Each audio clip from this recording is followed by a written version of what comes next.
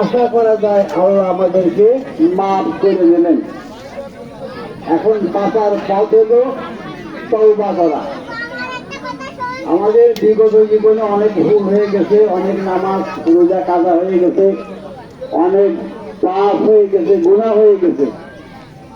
আমরা এখন এই তওবা করে বাকি যে কদিন বাঁচি আল্লাহ পাক বেজার হন এমন কাজে আমরা আর জ্ঞানত পা বাড়াবো না। ঠিক তো?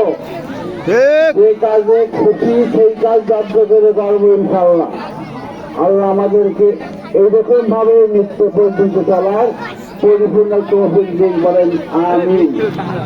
এখন খাস করে দোয়া করা হবে। দোয়াই হচ্ছে ইবাদতের মগজ। দোয়াটা কি? দোয়া হলো ইবাদতের মগজ বা ঘুমে। আমরা মেনলি দোয়া করবো। এখানে অনেক মুরব্বী শুয়ে আছেন, আমাদের মুরব্বীরা অনেকে এখানে শুয়ে আছেন, তাদের জন্য দোয়া করবো, আমাদের নিজের জন্য দোয়া করবো।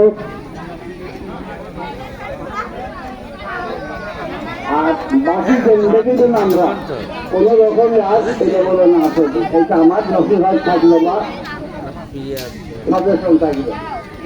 এবার মনে মনে দোষকে পড়েন আল্লাহুম্মা সাল্লি আলা মুহাম্মাদ ওয়া আলা আলি